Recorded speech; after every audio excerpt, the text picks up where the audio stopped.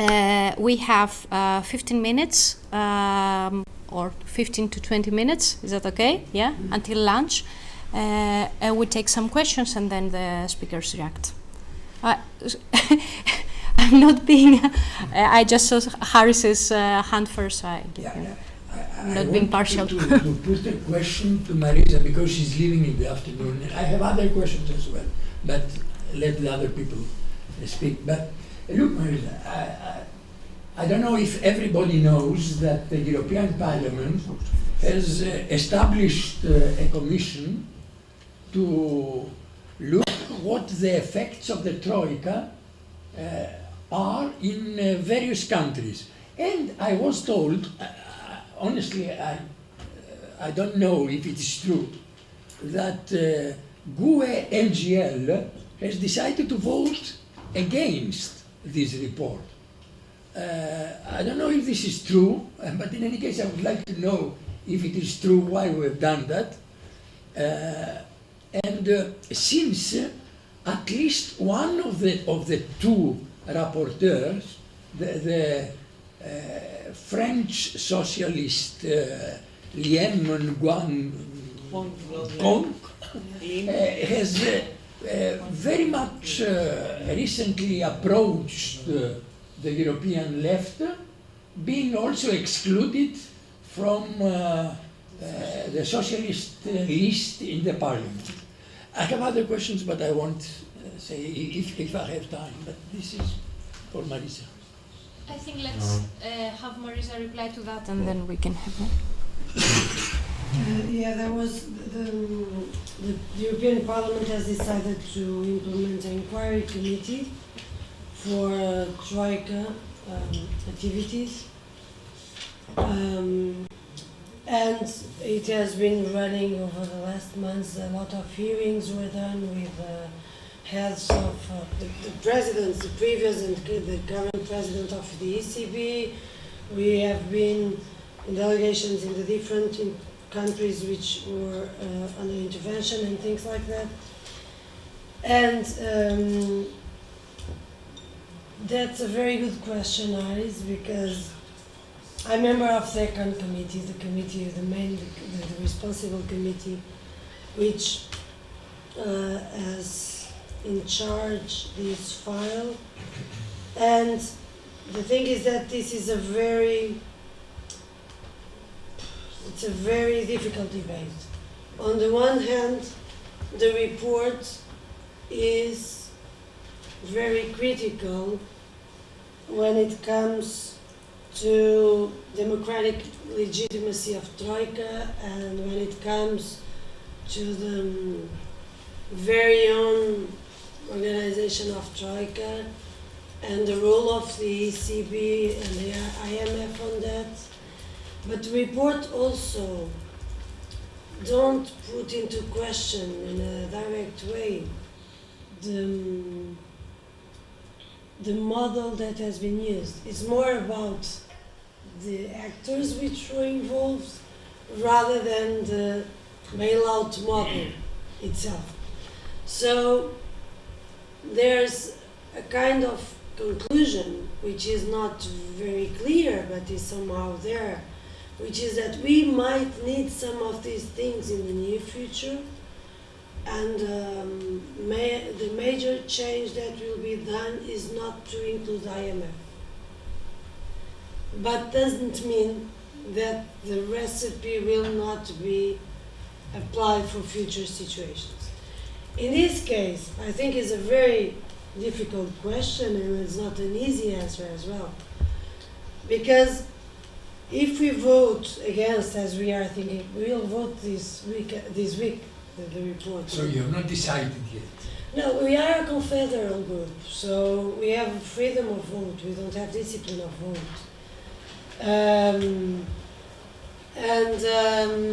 We don't have discipline of vote, so we can vote as we want. Just to give you an example, last week we voted in the plenary, it has nothing to do, but just to give you an example. We voted in the plenary the criminalization of clients of prostitution as a measure for avoiding human traffic. and the vote of the group was defined as voting in favor. And I totally opposed to that, so I voted against. I don't think that's a way of, but that's the type of discussions that we have. And I was in a minority position inside the group, but we have the right to be in a minority position. So about Troika, I'm not comparing Troika with prostitution, it might seem, but about Troika report, there was an indication of, it is more complicated because the shadow rapporteur is Jürgen Klute from Die Linke, and it has given an indication for voting in favor of the report. And the political secretariat has decided to vote against. The reason is that, again, not to legitimate Troika intervention. But again, I think that there's no simple or easy vote in this case, because the report has a lot of dimensions which are very critical to the Troika intervention, and again, who will profit from it, it will be the right wing, those who put Troika into practice and who define it and who in fact were in charge of it. And that's part also of the problems that I was raising in the morning. So I think that especially the members of the countries which were under Troika intervention have to think seriously how to vote this, and then how to explain the vote to their citizens, because no vote is a perfect one, neither in favor nor against. But the thing is that which part of the vote we want to explain. We want to explain that we voted in favor because it was proved that Troika didn't have democratic legitimacy, so it shouldn't have existed in any time, because that is a conclusion of the report, is there to say there was no democratic legitimacy for this, so it was far beyond the competences of the European institutions, so it shouldn't happen. And so we explain that we vote in favor because of that, it's an important conclusion, or we explain that we vote against because the report don't put outside the possibility of future bailout programs, and the only thing which is excluded is the IMF. I have a personal position, but I think that...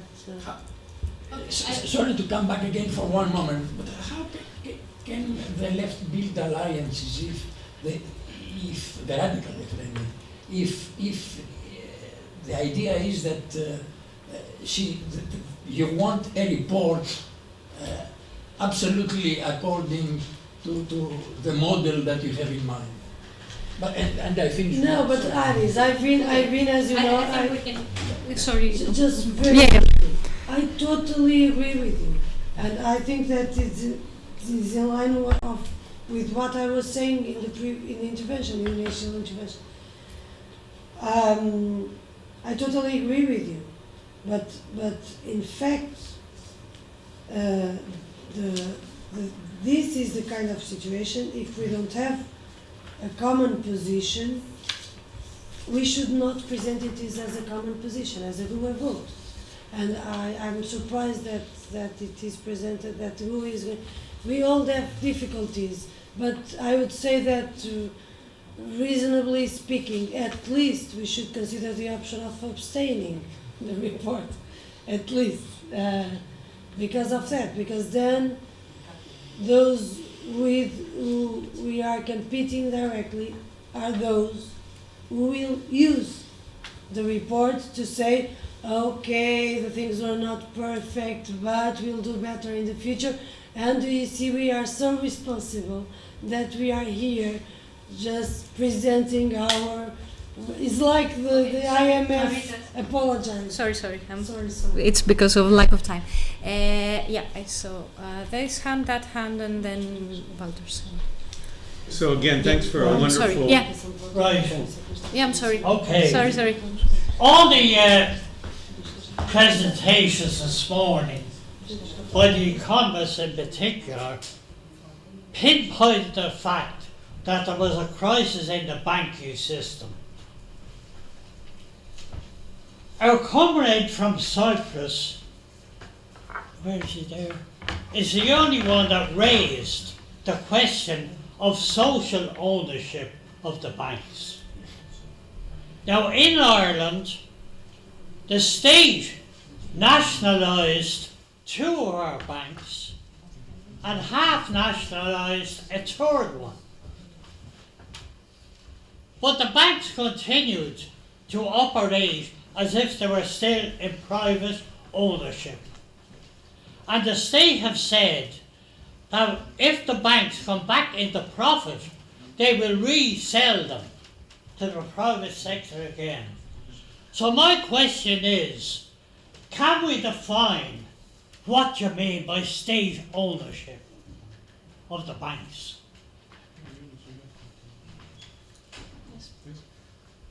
So You I will comment. Yeah, again, I want to thank a very strong panel, another panel that raised good questions, and it seemed a lot of the issues here are about choices we make and how we organize and try and build a response. And so I just have a couple of questions regarding that, and one does tie to the question of the role of the state. But one is, a lot of the talks, I think maybe all the talks, stressed that the pre-crisis position was one of growing instability, that a lot of the gains were certainly captured by people at the top. Whatever consumption was generated was built on debt, and then we have a crisis. And so one question is how in your countries, or how in our countries, we connect this first phase with the crisis. In other words, do we just sort of say, here we have a crisis, what do we do? Or is it presented as kind of a package that capitalism itself is increasingly unstable and problematic? And of course, in that longer picture, it changes the focus from the Troika to crisis and capitalism. And I'm just curious as to how people have found it useful and important to present the crisis as an outcome of a long period or just a sudden disruption. And then in terms of the responses, it seems that there's, one way is to talk about this sort of, hell-bent destructive set of policies. The other is, when faced with the instabilities, elites are moving quickly to ensure their own strength and their own profits at public expense. And in that sense, it seems to me that a lot of the privatization or restructuring of the states, not that the state has disappeared, but clearly it's got a new role, which is in supporting private profitability, but also weakening the capacity of the state to be an attractive vehicle for any alternative policy. I mean, if the state gets, turned into privatization, marginalization, the questions of public ownership, the questions of meaningful industrial policy, go by the wayside. So I'm curious as to how people wrestle with the question of how we present the response. Is it insanity leading to worsening situations? Is it a calculating attempt to rule out any alternatives and maintain profits? And to the extent that public ownership is a critical part, what are the complications of arguing for that in a context where people see the state as so against them and so incompetent? I think let's have 2 more questions and then the speakers intervene and we finish. Well, just for context, my name is Declan Cool. I'm a graduate of DCU in International Relations, and I'm running for local county council in Ireland in this May. But basically my question, it goes back to the point at the start regarding the issue of democracy, and then also I'm going to kind of try and talk about Ireland, the context of Ireland. What I find as a young person in Ireland at the moment, and it's kind of evident here, is that there's not very many students here, is the fact that there's a lot of student apathy, and there's a lot of apathy of young people more generally. And this is primarily, I feel, because of the way we have been culturally assimilated into a split model between America and Europe. And this goes from your idea of the Berlin or Boston.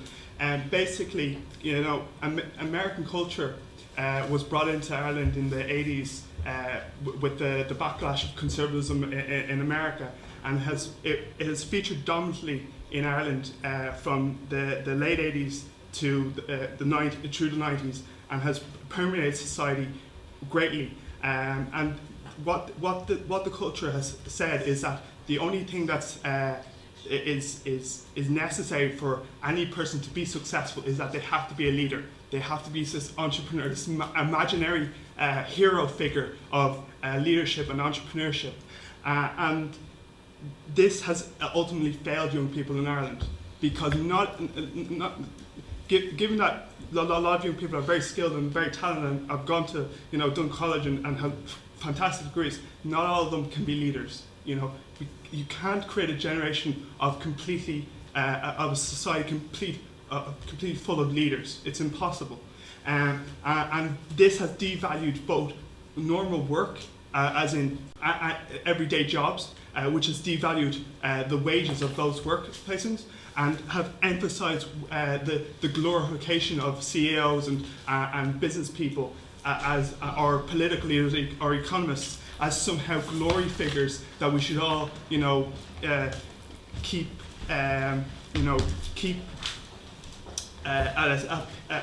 a height, so that we can, follow them to whatever goal they're pushing. And this goes down to democracy, because you have this society, particularly in Ireland, where young people have, since 2008, have found out that they can't be leaders anymore. Because the only way that they can be leaders is by emigrating to a different country. They can't be leaders in Ireland. They can't provide perform this heroic model that has been portrayed in Ireland since the introduction of the American culture in Ireland in the 90s, late 80s, and this has fueled a generation of apathy. And Professor Breen has, when I was graduating from from this college, said that we were Generation Y. Why not? Why can't we change this? Why can't we be better people? Why can't we have a better society? And the real reason is that the culture has stripped us of any power. It has made us glorify people that shouldn't be glorified, and then stripped everybody else who doesn't succeed to that high level. And it's nearly the same as a celebrity culture. Not everybody can achieve that glorification. So people become cynical of leaders and cynical, particularly of political parties, because the leadership that is there says that political parties are part of the problem, and political leaders aren't helping decent people. And in Ireland, that's particularly true, because we've been fed lies by either Fianna Fáil, Fine Gael, Labour for such a long time.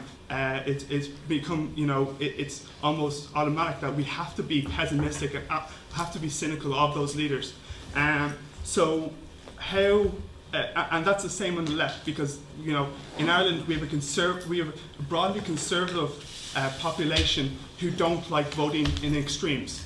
They vote centre parties. They don't vote extremes. And how do we encourage those people who believe that those parties are cynical to vote for an alternative that the left are proposing? I'm part of the United Left. There are socialists, Social Party, or SWP, Socialist Workers Party, or there's a variety of parties, or just independents even. I just vote independents rather than sticking with the main political parties, and that's been a highly challenging experience in Ireland, because we are afraid of anything that isn't normal in the broad sense of the main political parties. And the second problem is that because we have such a huge amount of immigration, the people who would have voted left or radical have gone. They're not here anymore. They are prospering somewhere else, because Ireland has not brought them up to their expectations. So the people who could have voted for a broader left are not here anymore. So that's just what I kind of want to say right now. Yes. If you're very brief, Walter, Yes, say, I yeah. can be very brief. And then But I feel obliged to make this remark in this moment. I think we must not discuss as if we were still in the European Union of the 15. We are in the European Union of the 28. And that means, for example, that the notion of periphery loses some of its contents, because from 6 big countries of the European Union, 3 at least are subjected to these austerity measures. And if you look at the populations in the European Union, you could say that from the 500 million, 250 at least are subjected to these kinds of politics. Think about Romania, Bulgaria, Slovakia. So that means we are not talking about, the picture is wrong. If you say periphery, you have the idea that it is something which is outside the center, or which is something extraordinary. As a matter of fact, I would say that we are in the European Union in a situation of a division which affects that almost the half of the populations live in states which are under these extreme conditions. And if you went further and would look at the level of regions, you would then come to the idea that it's even worse, because you have countries like Slovakia, in which in the western part you have living conditions which are more or less similar to the ones you have in Austria. Bratislava, as the capital, has a per capita income which is similar to that of Vienna. And then you have the eastern part, which is actually comparable to Ukraine. And if you look at Italy and so on and so forth, so maybe the picture of periphery and center is not appropriate to that situation in which we are living in Europe. Briefly enough. Finish? No comments? No last comments from the speakers? I think we have to get on schedule for our lunch. So while it's still being served. Okay, it's your call. So lunch is directly out this door and into that door to the right. To leave our things here? Yes, so be safe. Well, not your phones or anything valuable, but